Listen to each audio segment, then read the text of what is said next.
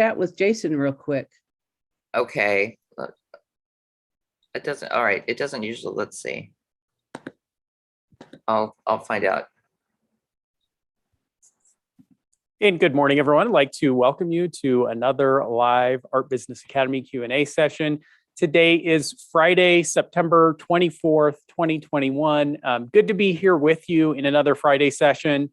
I've received a lot of good questions, and so I want to jump right into them and work towards answering as many of these questions as I can in as good a depth as I can. And so we're going to start with a question from Michael, and it's a question about the tax man. And so I'm going to always start questions about the tax man with a huge disclaimer. And that is that we want, when it comes to questions of accounting and tax law, the accountant is definitely going to be the right guy to have that conversation with. We want to be very careful not to go astray and get ourselves into a mess that we don't want to be in. And I'm going to summarize a little bit the question, but basically, Michael's asking if the IRS classifies art making as a hobby and the accounting usually done on a cash basis. And so the trouble that we're wanting to avoid is having an audit where the IRS comes in and says, you've been, filing your taxes each year and you've been taking a write-off for your art materials and expenses. And we're looking at your art business and not seeing anything on the other side of the ledger sheet in terms of sales. And we're going to disallow, therefore, the write-off that you've been taking, and you owe us taxes on the amount that you've been writing off. That's kind of one of the main concerns, and it is certainly a valid concern. There have been multiple cases where this has occurred. There have been instances that I'm aware of where artists have reached out to me and said, hey, this is happening to me. I'm being audited and running into these kinds of issues.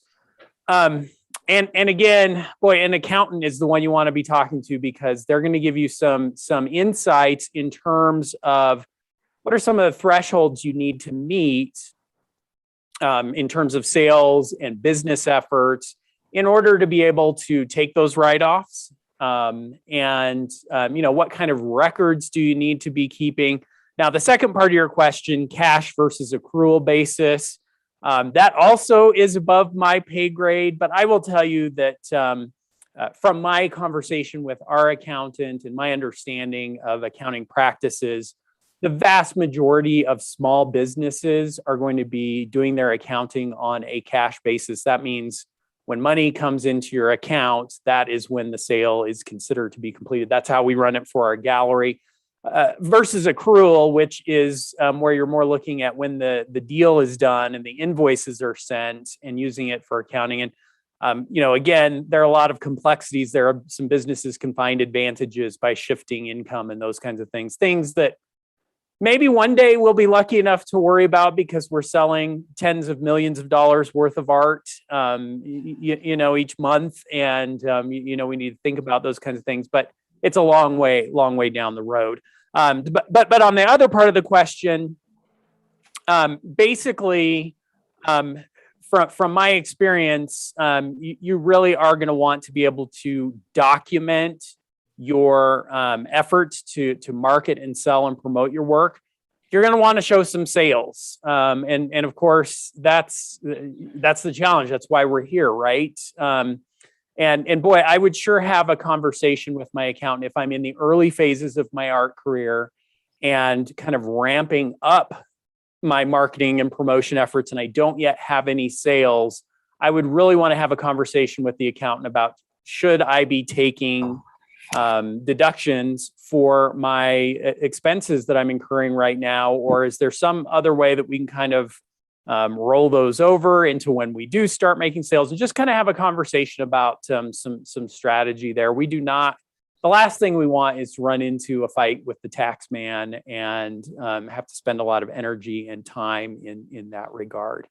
Anyone want to hop in with a comment or question or experience that you've had on that?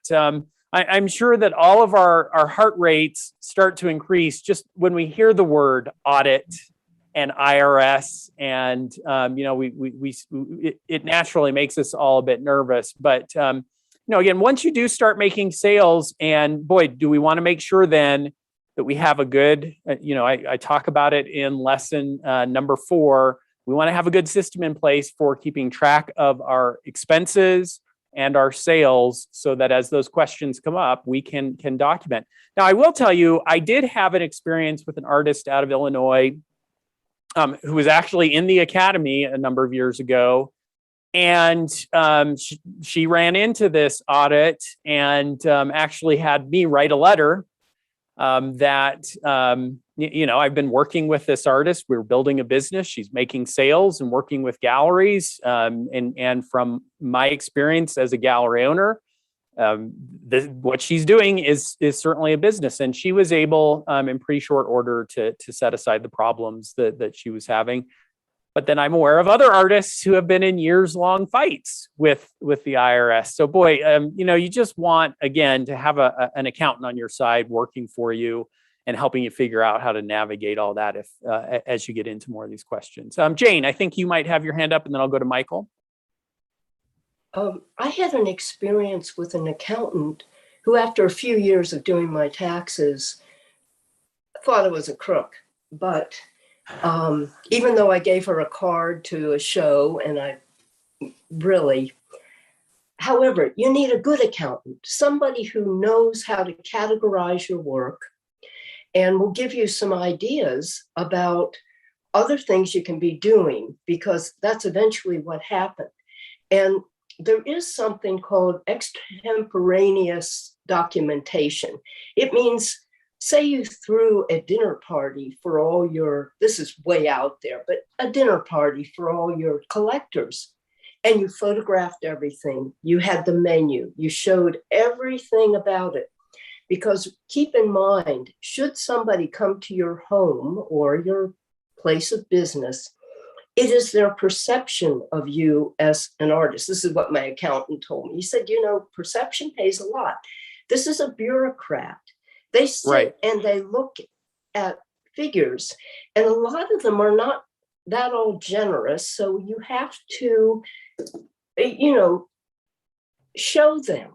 And a friend of mine who was audited, who's an artist, she said, I spent time with a magic marker categorizing everything. So it was piles and piles and piles of things for them to go through. And that was what it took. But one other thing, because I read a famous court case for a pretty well-known artist, write out a business plan, show that this is what you want to do. Because one of the things that you really want is to show that your intent is to make a profit, even when you're not. Anyway, that was my experience. No, it's excellent advice. Paperwork and spreadsheets, make a bureaucrat's eyes dance. And yes, you want to document. We have not been through boy, where's some wood I can knock on? We've not been through an IRS audit, but we have been through a state sales tax audit. And we were fortunate to kind of feel like we passed with flying colors, because we've always been a little bit zealous about attaching receipts to invoices that show shipping expenses and the tracking numbers and all of that. And so it was very easy when the auditor was asking, prove to me that this piece was shipped out of state and that you can therefore justify not having charged sales tax. And we were very easily able to just open up to that month, pull out the invoice, show the shipping receipt, and get past. And boy, it's a lot of work. We've actually now shifted over. We're not keeping as much paper. We're scanning everything so we don't have file boxes sitting around everywhere. But still, we're in that habit of over documenting all of our expenses, so that if that time should come again, we can show it. And it's just a good practice to be in, to be organized and be aware of where the money's going. It's amazing how hard it is to get money to come in and how easy it is to get money to go out. And to kind of stay on top of that has been a very important part of our practice of building our business. Michael. Let's see, it should be asking you to unmute there. There we go. Good morning, everyone. My question, I think the core of my question, as I listened to your summarization of my question, I realized I might have misled everyone, or misled you about the question. Sure. And it's not so much about avoiding IRS tax issues, but it's more about the idea of utilizing bookkeeping principles and accounting principles in order to better manage the business of art making on the side of getting information about how your business is doing, where it's going, where your expenses are being allocated. And what I really was interested to know from the group is, at what point do you recognize in your bookkeeping system where you're assign value to your revenue? I came across this term called revenue recognition, which is part of the accrual bookkeeping system, as opposed to the cash bookkeeping system. And what it fundamentally means is that when the revenue is when you recognize your revenue, it's usually at a specific point that has to do with a contract. In my mind, and the way I look at, when I create value, I mean, at the point that I recognize the value of my artwork is when I've completed an artwork and it's sitting there, on the easel. It's ready to be photographed. It's ready to be, presented to the market. That point, in a very real way, in a theoretical way at least, that's when you've also experienced the inputs, your material costs, and some of your overhead. And so wouldn't it be nice to be able to kind of match that up? I guess the flip side of that is that you probably don't want to be paying income tax at the moment that the art is created, when it might be sitting in your studio for several months. It might be sitting in a gallery for a year or two before it sells. Yes, it would be nice to match up our expenses at the moment that the work is created, but we probably do not. And I suspect that an accountant would suggest this as well, that we don't want to be realizing revenue when we may not have the cash in hand for some time to come. And so ultimately, with all of the accounting, it is going to come back around to questions of taxation and value of the work that way. I would also suspect that we want to be a little bit careful not to get so caught up in the business practice and accounting and those kinds of things that it's taking us away from the focus of the creation and the marketing. And ultimately, it can feel like, boy, if I know exactly what's going on in my business, that helps me make better decisions, right? It helps me be more focused on building a successful business. And that is true, in my experience, that's true after I've gotten some of the fundamentals out of the way in terms of generating sales and building a customer base and getting that going, then I can come in and kind of really start to optimize my business based on data that I'm collecting along the way. But it's kind of a chicken and egg issue. And my experience is that the accounting, just having that in hand up front isn't going to necessarily help me get more customers or get more galleries showing my work. And so in my experience, it would be better to focus on the marketing and the promotion and getting our production practices going, while at the same time tracking expenses and any income that we have, so that we have the basis of collecting that information. But that we probably don't need to start spending a lot of time doing analysis on that until we're in the, let's call it the $50,000 or more a year in sales kind of level. That at that point it starts to make more sense to invest our time and pay attention to the revenues, where right now our focus should be on production and exposure. Let's hop over to some other questions. The business side of things, I almost have to restrain myself sometimes because I do love that. I am at heart, well, I'm an art lover first, probably, but second, I do love business. I love spreadsheets. I know it's going to sound ridiculous to hear me say that, but I'm creating a good spreadsheet, and I do it with some frequency. We're tracking a lot of data. When I can get a spreadsheet working the way I want it to, there are very few thrills in life that I've experienced that are quite as thrilling as that. But I try and restrain myself a little bit because that has all come after we've gotten the business up and going and running, and we just kind of want to take things in the right order. Let's hop over to a question from Jane, and Jane asks, is there a market for very small place-based landscape paintings, 5x7, 8x10, etc.? This is an easy one for me to answer. I can easily say yes, because I have bought small artworks, smaller works of specific places. These tend to be purchased when Carrie and I, or even the whole family, when we're traveling. And kind of on a memento basis. And, there are the tough part of this question. That's the easy answer, right? Yeah, people will buy those. Yes, there is a market for that.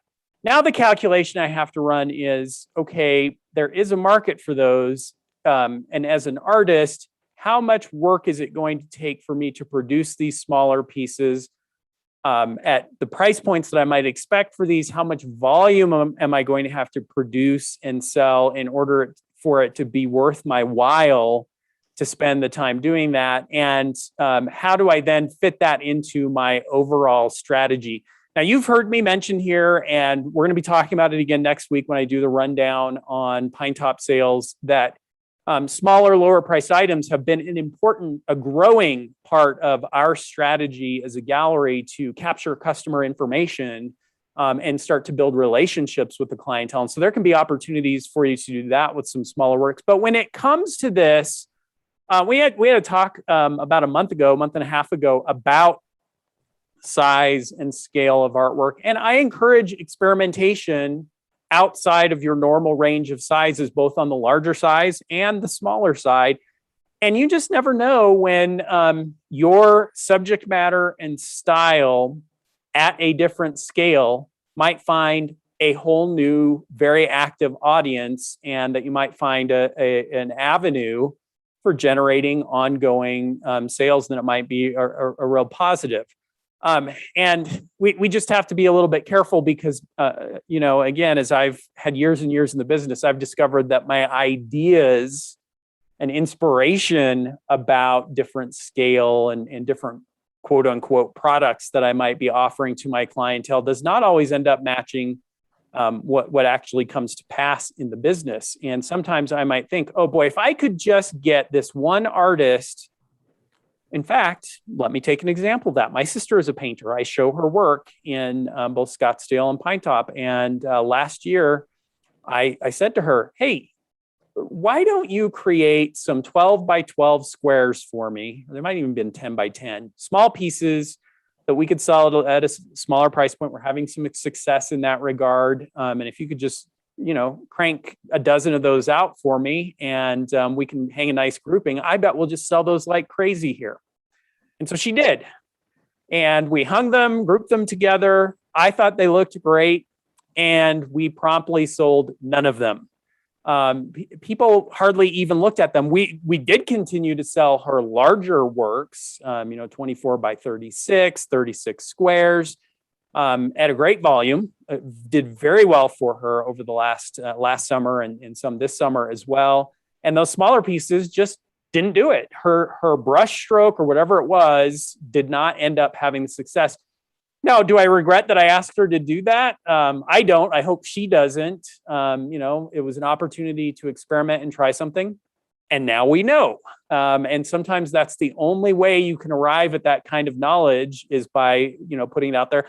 And who knows, but that if she took those same pieces and put them in another venue, the dynamics of that venue might be different and they might end up selling a bunch of those. And so, this business is very dynamic. It is very hard to second guess. And our tendency is to try different things. And when they work well, we do more of it and kind of let it grow that way.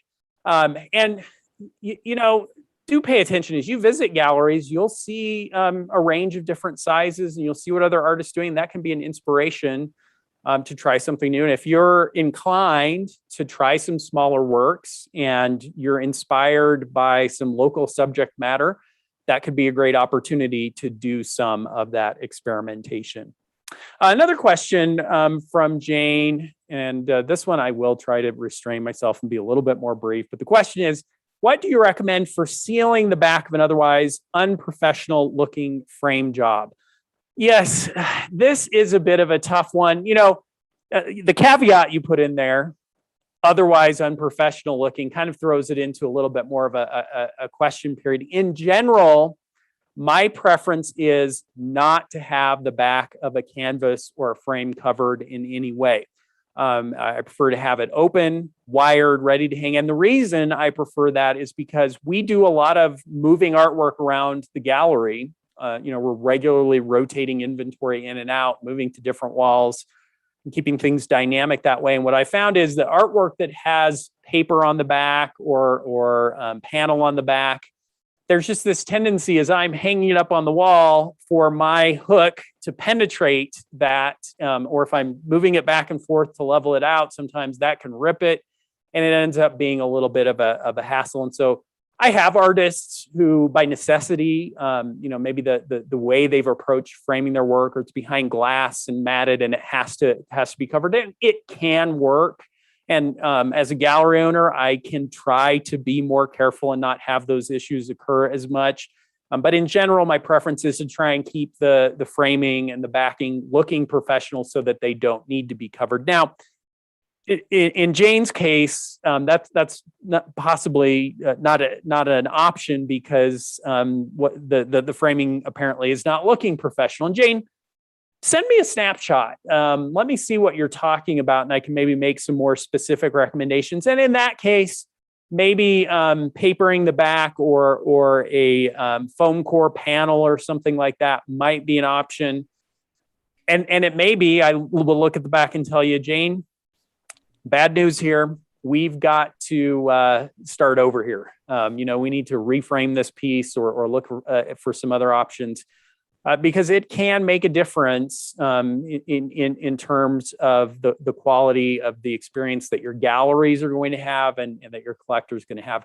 It's also going to depend on, is this a one-off situation where we just had one particular piece that ran into some problems, or is this an ongoing issue with our current presentation? What we want to be working towards is solving these kinds of questions just once, knowing what our approach is, and then applying that presentation approach across all of our work so that we don't have to deal with it anymore. We know what our approach to presentation of the artwork is.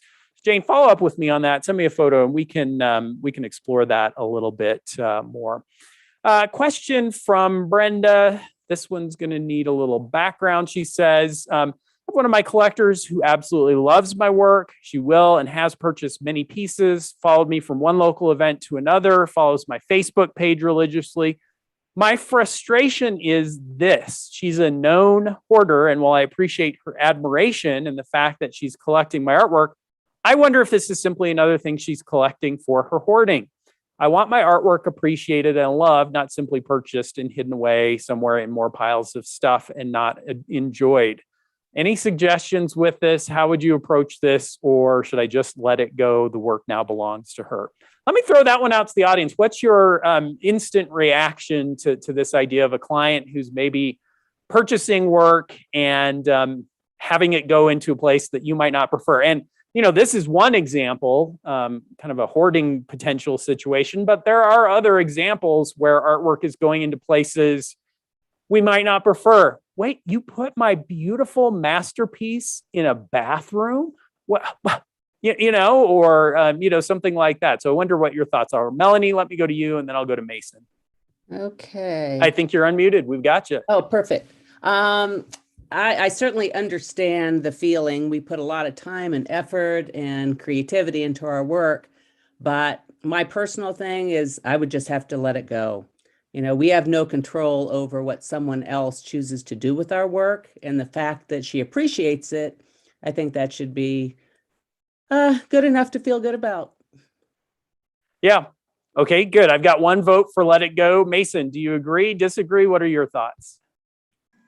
I say let it go, because once they made the sale, it's theirs to do whatever they want with it. And my logical brain kicks in. I just say, I can just make another one if I want it. And I'm not going to usually see it anyways. I can think of a couple examples. I have a customer that's kind of like that. And she's just like almost like a fanatical fan. Like no matter what I make, she just has to have it. And she sets up payment plans and she always pays me. And then sometimes I go to visit her, I help her set it up or something. But a lot of the times, 9% of it's still in boxes the same way it was like 5 or 10 years ago.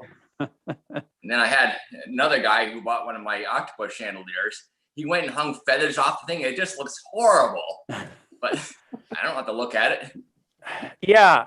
Okay. So I've got 2 votes for let it go and let him deal with it. Let me go to Terry and then I'll go to Gary. I'm wondering if we all have one of those in our, our cupboards. I have the same situation, but actually just this morning, a result of that came up that was kind of the flip side. A woman who had too much of my art asked one of our local stores to hang it in their store. So she took 3 big framed pieces to the store. Now my work is in public and hung in a nice store. So I think letting it go means that might not be its final place. And you do have to just let it go in my mind. And be grateful that you have a crazy collector. Yeah. Okay, good. So I got another vote for let it go and thank the lucky stars that we've got them. Gary, let me go to you and then I'll go to Michael. I vote for let it go. I have a collector who I had actually been in her house, and there were boxes of paintings, mine included, stored away, whatever. And just as we're talking about this, I was thinking, well, there are serious collectors out there. So where are they going to put all of this stuff? Not so long ago, I remember a story about an elderly couple that donated all of their millions of dollars worth of artwork to the Whitney Museum, So yes. I can't remember the couple's name, but it's kind of an amazing story of the pieces that they had collected from, some unknown artists, but some artists who went on to become very well known and millions of dollars worth of art that, yes, just as you're saying, Gary, they were just piled away in their little New York apartment. And wouldn't we all like to be a part of that collection? So, yeah. Good. I think we're getting a little bit of a consensus here. Michael, did you have a comment you wanted to add? And then I'll go to June. Yeah, I am in the club of letting it go, because you just never know where an artwork is going to go, or where it's going to end up. I had an experience of when I was in art school. I had a bunch of large paintings, and I had a studio mate that also did, and we didn't know what to do with them. They weren't very good, in either of our minds, and so we found a big dumpster, and we put them all in this big dumpster. Well, about a month later, I'm driving around, and this is in San Francisco, and I go by this kind of homeless encampment. Oh, no. And here are all these paintings, and they're like put up on the outside of Love it. sort of this homeless Street gallery. Yeah, they just like took all these things and created an outdoor gallery with them. Yeah, it's yeah. Okay, so we're definitely getting consensus. June, I'm going to give you the last word on this. Thank you. I got some very good advice from an artist early in my art career. He said, get what you need out of painting the artwork or making the artwork, get what you need emotionally out of it, so that when it's time to send it away, it's just a commodity. It goes off your easel, goes out into the world like any other commodity. But you've had what you need out of painting it and creating it, and then it just goes off on its wherever it's going to go. Yeah, I love that advice. And it's hard. I mean, it is a little hard. I know that you sometimes feel like I love this painting as much as my child. I mean, I put everything in, and so there is an emotional attachment that can come to it. I think there are a couple ways to overcome that. One is as you start selling more and more volume of artwork, that's going to shift down a little bit. And then the other is we just don't know. People buy artwork for a variety of different reasons. And I would suspect, I didn't realize I had that up there still. I would suspect that, this client that Brenda's mentioning is getting some pleasure out of possessing that artwork, even if that possession doesn't involve active display of the artwork. She likes to collect it and have it. And so, yeah, Brenda, I'm going to agree with our consensus here, and that is that we just have to let it go and be honored that obsession happened to be with your work and not with some other artist's work. Yeah. That is allowing us to continue producing work. Brenda, I see I've got you here. Do you want to hop in with the last comment there? I basically have this point of view, but I am. It's a little hard though, right? It is, especially the pieces that I really absolutely love and find difficult to let go and almost wish nobody would buy them. I don't know I'm sure I'm not the only one that does that with my art, but it's kind of frustrating because of my desire to see my art totally appreciated and loved and out there. So yeah. I like the comment that says that they're out there, and one way or another, who knows what happens after them. Who knows what happens, and who knows what kind of pleasure they're giving. And Brenda, I just encourage you to create the next masterpiece, and who knows, but that we won't find a place that feels a little bit more along the lines of what we would hope for, hanging in someone's home, being enjoyed every single day because they're viewing it. And we're just going to keep working toward that. But, if this collector is allowing me to sell and buy more materials and keep creating, God bless them. And let's keep at it. And I can assure you that if you get tired of selling to this collector, many other artists would be very happy to line up and have the collector come to them. Let's go. It's good to know I'm not the only one. Yes. Yeah, absolutely. And we never are. Every experience that we're having, other artists have had and had to kind of work their way through. And I would suspect that the emotions that you're feeling about that work have also been shared. This question from Debbie, and this is a little bit of an echo, so I'm going I'm going to need to spend a little bit more time here because I've had several of you ask about Art Fair, which is an online platform for selling work. New version of Artsy. It's juried as well and well maintained, and maybe grow as Artsy did. And here's kind of the interesting wrinkle in it is that it's $20 a month and what amounts to about a 5% commission on the sales of artwork.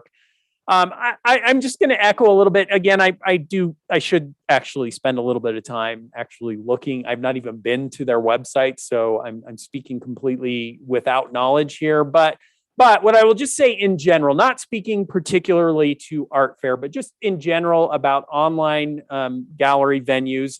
Remember, I've run one myself, and my current gallery website in some ways is similar to this. And what I've learned is that I have to be careful about how I phrase it because I don't want to cast aspersions on any other business. And, obviously they're finding their model that works, and there are going to be some artists who find success on that model and some opportunities there. And that's a positive.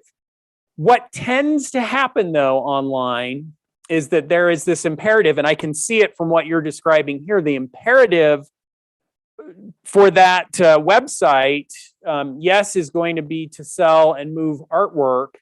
But if they're making $20 a month from each artist, and if I can get 1,000 artists signed up, there's 20,000 in monthly revenue. If I can get 10,000 signed up, there's 200,000. If I can get 100,000, you can kind of see where the incentive lies. And as that occurs, it's just inevitable that all the artists showing on those venues are going to become more and more diluted and have a harder time getting traffic.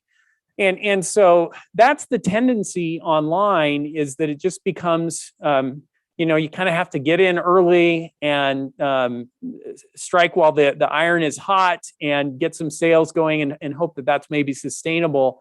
But otherwise, it's almost inevitable that you start to get diluted among all of the other thousands and thousands of artists, and it becomes more and more difficult to be found and make sales there. And so, I guess what I would say is I wouldn't want to rely on that as a primary strategy for generating sales. You could look at it as another opportunity to have your artwork out there, and there is value in casting a wide net with your artwork online so that you get more and more possibilities. But again, we're going to have to weigh pretty carefully. And I would measure, for my $20 a month, $240 a year, how much traffic am I getting? What kind of, am I getting inquiries? Is that leading to sales? And I would want to, kind of going back to what Michael was talking about earlier on, this is some data that would be helpful to track and understand where my expenses are versus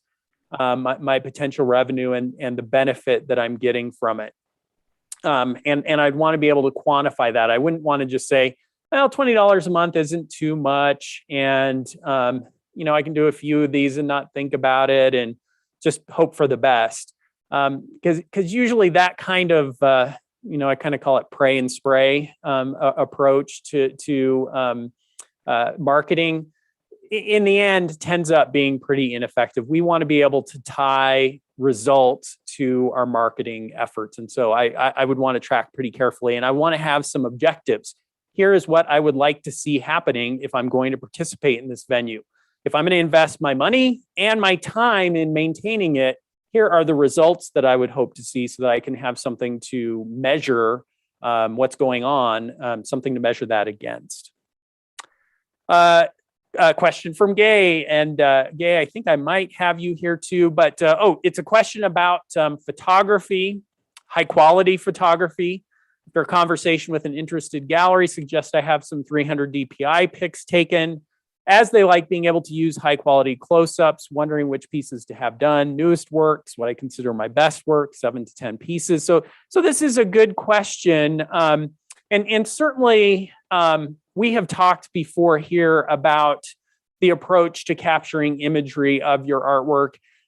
And this has become a little bit more of a question over time because the quality of the photographic equipment that we have access to has improved so much, and the cost has come down. You know, you can buy a DSLR camera that does amazing photos, and you could theoretically set up your own lighting and get what 20 years ago would have been a professional photo that cost you, you know, several $100s per shot to get taken.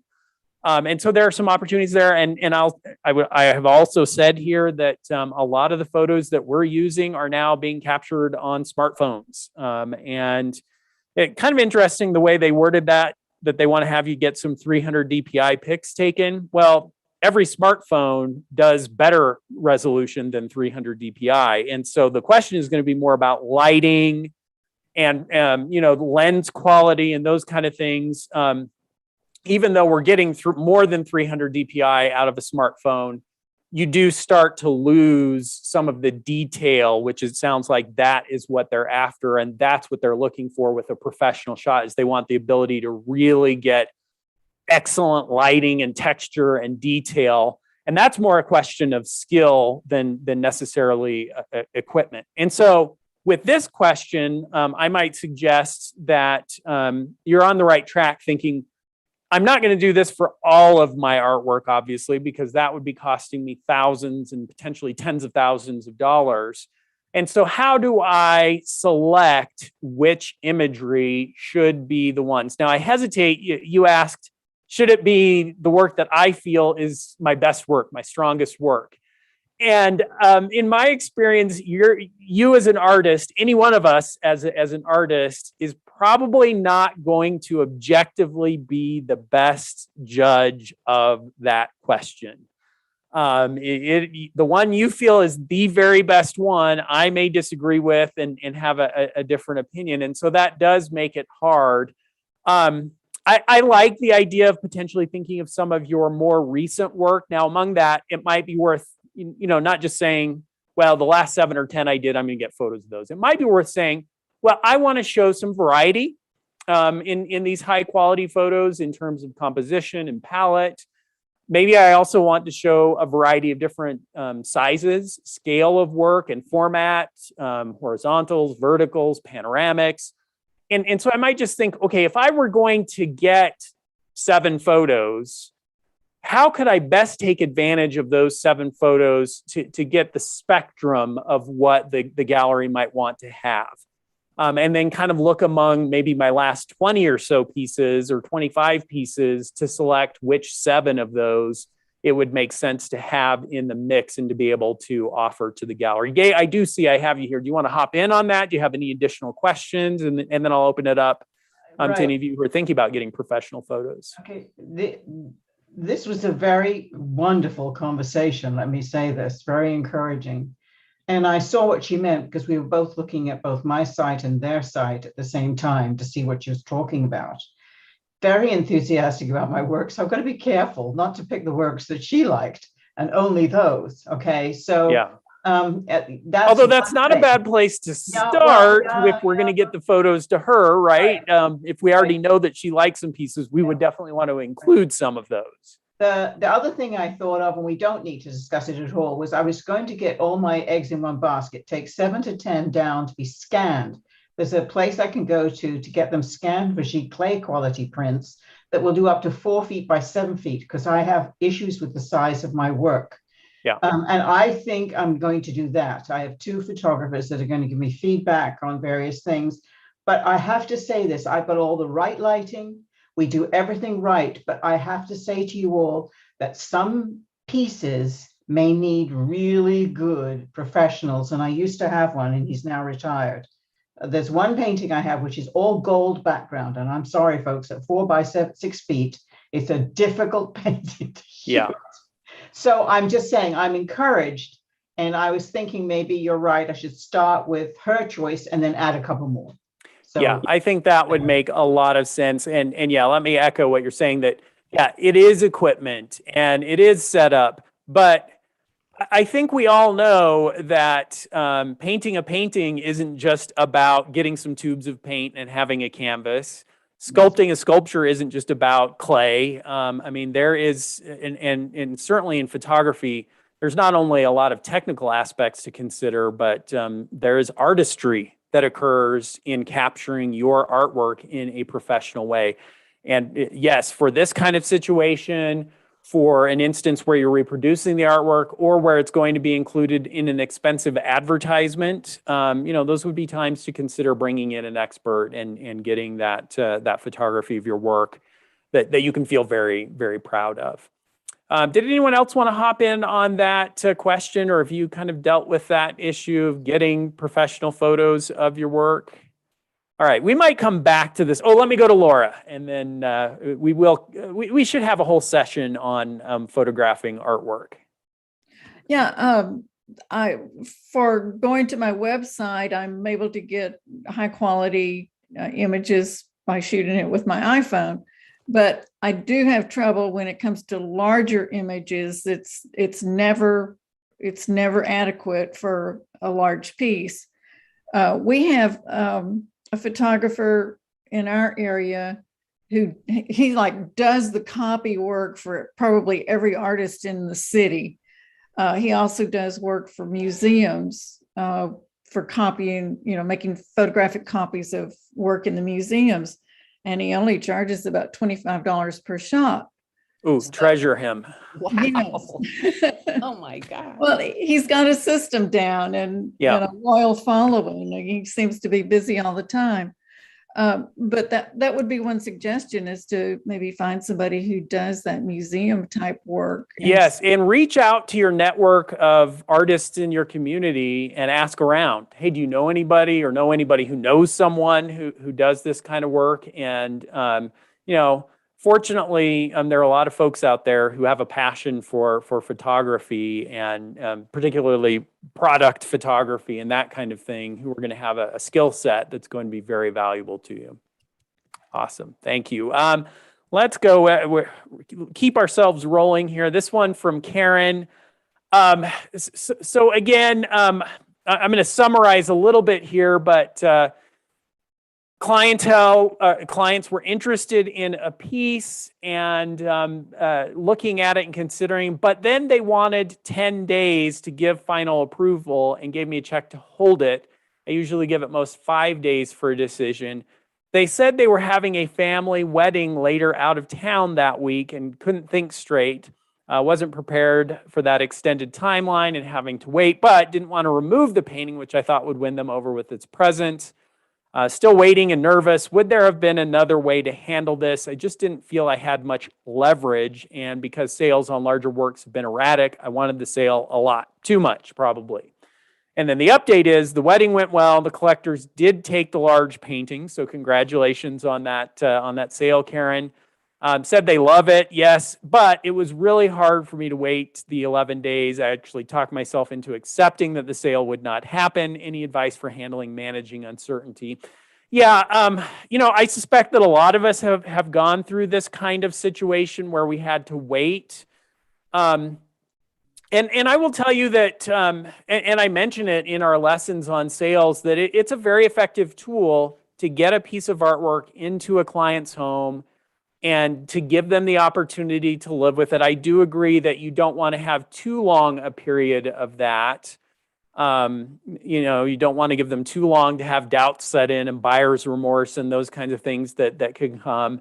But I would say that while 10 days is maybe on the outside of that, we have given clients that period of time, between 5 and 7, and on the outside 10 days. Can be a period. They're going to be living with the artwork for the rest of their lives. Having a little bit of time can be a positive. Now, Carrie gets a little bit, for some reason, this chaps her hide a little bit. This idea of people having, because her thought is they're going to take the artwork home for 5 days over a weekend, and they're going to have a dinner party and invite their friends over and impress them with their amazing artwork. And then bring it back to the gallery. And what they've basically had is beautiful artwork in their home, rent-free. And I suppose that certainly could happen. But over the years, if I look at the number of pieces that have gone out on approval to a client's home and those that have stayed versus those that have come back, it's overwhelming that the artwork ends up staying. a very high percentage of artwork that goes out to a client's home on approval ends up staying there. And it's just such a good tool that it is worth that. Now, Karen, I can understand the agony and the ecstasy that you've been through in this experience. That waiting, those 11 days probably felt like a century to you. And I can completely understand that. And so, yes, ideally, you just want to be aiming for 3 to 5 days, offer that as the offer, and then deal with the situation as it comes. To me, it sounds like you handled this perfectly. It does not sound like desperation to me. It sounds like you were being of service to your client by providing the opportunity for them to see the artwork, and that you were then flexible and service oriented. And I am sure that they appreciated that, as evidenced by the fact that they ended up keeping the piece and you ended up making a sale. And I would not second guess that. It'd be easy to say, well, maybe I should have taken the piece back and brought it back when they were done with the wedding. Maybe, but again, my tendency is to say, try and keep things simple and try and be service oriented. And I have never felt like we have been at a loss because we've bent over backwards to help our clients. Sometimes the sale won't work out. And, we just chalk that up to, okay, it wasn't the right piece. We'll find another client for this piece, and we'll find another piece of artwork for this client. And you try not to be bitter and resentful over situations like that. But, I would say that in terms of dealing with the wait, find ways to keep yourself busy. Fill that time with something productive so that you're not focused on the second hand of the clock ticking by with each moment that's passing and marking it that way. We just want to keep things busy and positive. Okay, I've got several questions from Linda, and I'm just going to take them in turn here. I've got a few minutes left, so I hope I can get through all of them. First question, when I'm advertising in the Xanadu catalog or any catalog or print advertising, how many times should I try without getting response before a different tactic for my marketing spend? So let me take that one first. And I'll speak first to the Xanadu catalog. Our catalog has been kind of a fun and interesting experience for us, in that it offers us the ability to present a wide variety of work to our collector base, work that they might not otherwise have the opportunity to see. And obviously, it's giving the artists that we're showing in the catalog that opportunity to have exposure to our qualified, we know they're qualified because they've bought from us, clients, and can therefore be a win-win-win situation between us, the artist, and the client. Part of what our idea with the catalog was that we wanted to create something that our clients would love and that they could kind of have as an ongoing fixture in their lives. We have a system set up that is like clockwork. Our catalog production every other month, it's going to go out at the same time. They know to expect it in their mailbox. It's always a delight to me when I go out to clients' homes in the Scottsdale area and I see several issues of our catalog sitting on their coffee table, or when they come into the gallery carrying it in hand and I can see pages dog-eared. And that's kind of the idea. But the other part of it was that, one, we wanted it to be an affordable opportunity for an artist. And if they did want to repeatedly have the exposure, we wanted that. But we also wanted it to work on a kind of one-off basis.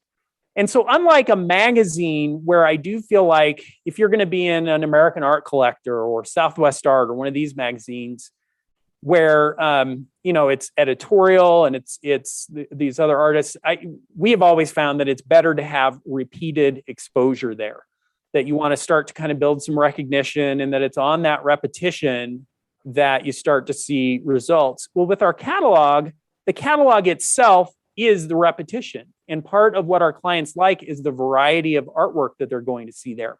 And so we've seen artists sell from our catalog who have repeatedly marketed, but we also see sales for artists who are the first time in there. And so what I would say is kind of the same advice I gave you about the website is kind of think about, what kind of commitment would I want to make? What kind of repetition would I want? And if it's a one-off, we've seen that work. Or if you want a more repeated exposure, that can work too.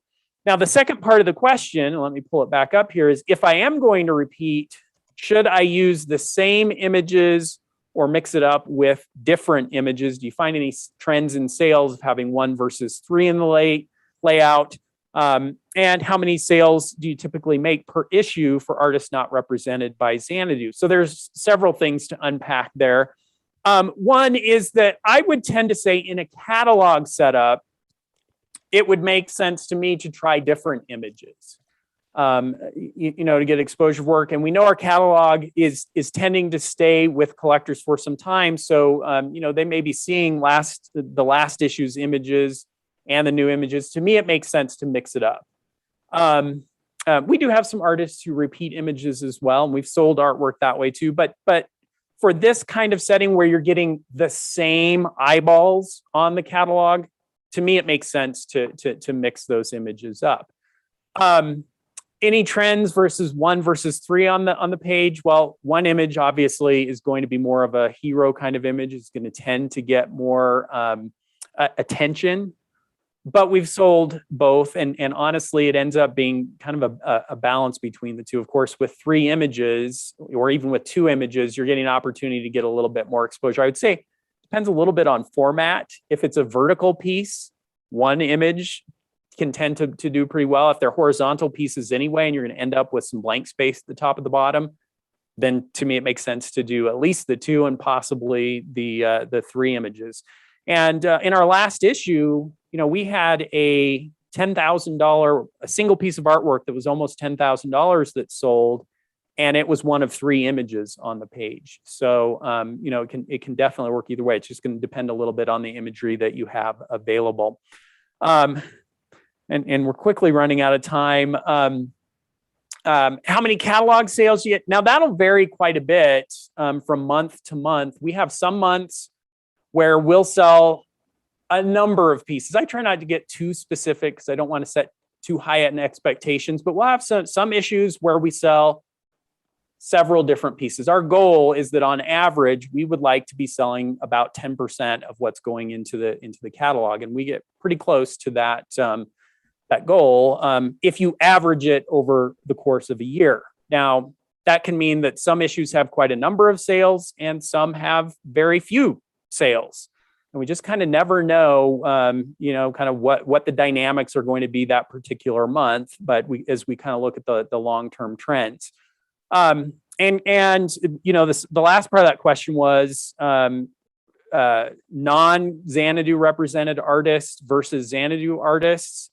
It's inevitable that we're going to have sales for our Xanadu artists that people are familiar with. That's part of the reason we're producing the catalog. But the majority of sales out of the catalog are non-Xanadu artists. There is a tendency, I guess our clientele sees the Xanadu artists in the gallery and they're excited about seeing some other interesting artists. So it's a fun project. We've now been doing that catalog for almost 10 years. And, it continues to grow. We continue to kind of adapt and work with our clientele and work to make it more interesting. I'm not going to get to all the questions. Linda, your last question is, would you recommend owning a gallery? Linda, that question would take me weeks to answer fully. It is... Would I recommend owning a gallery? I guess if a young or someone who's coming in new to the gallery business were to come to me and say, Jason, do you think I should open a gallery?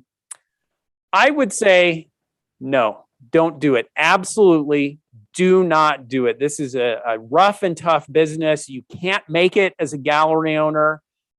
Don't do it. I would highly recommend not doing it.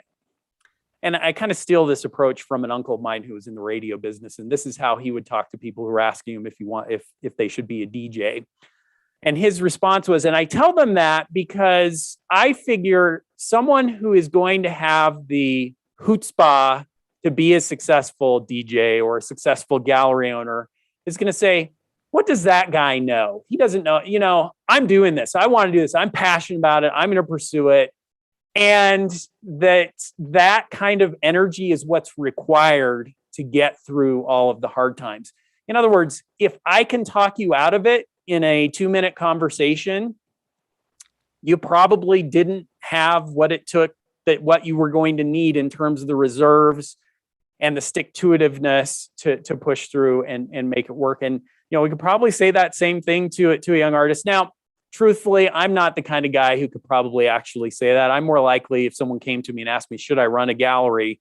I'd say, let's have a nice, long conversation. And let me tell you what's going to be required and how much it's going to take and the sacrifices that are going to be involved and the work and the time it's going to take. This is not an easy industry and not an easy business to get up and running. And the same would be true for an artist. But if you are going to do it, here's some things I would recommend you look at and think about doing. And there's a lot to it. And so, Linda, if you're thinking about opening a gallery, let's have a nice long talk.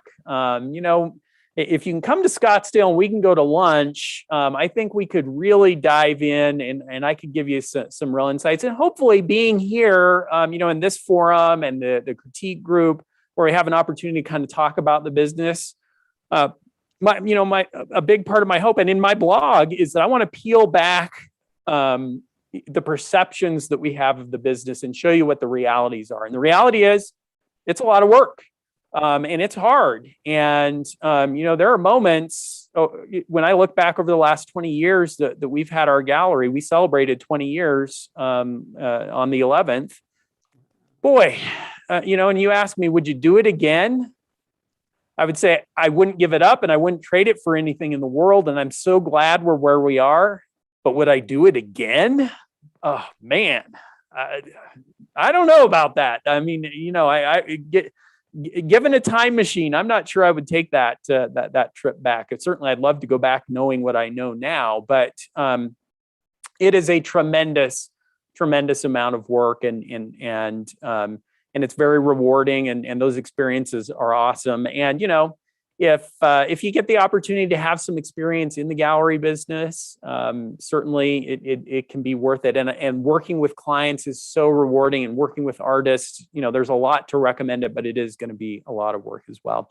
All right. I did not get to everybody's questions, and I didn't even get, Linda, to all of your questions. And so,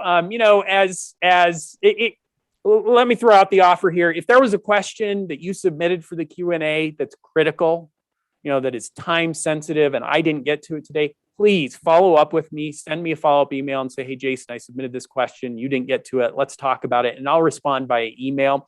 Otherwise, if it is a question that my preference is always to bring it into the group and to have that conversation. Of course, we'll be doing another one of these. Next week's session is going to be a rundown of our summer in Pine Top. We'll be closing the gallery next Saturday, packing up and heading back to Scottsdale. So I'll be giving you some of what we saw this summer in terms of sales trends and numbers and those kind of things. So this is kind of an opportunity to get behind the scenes a little bit. And so prepare your questions. What would you like to know about our summer this summer? What are some of the specific details you'd like me to suss out as we're talking about and doing the rundown? I will take those questions. And then of course I'll have some of my spreadsheets that I love so much to show you. And so we'll be back here next Friday.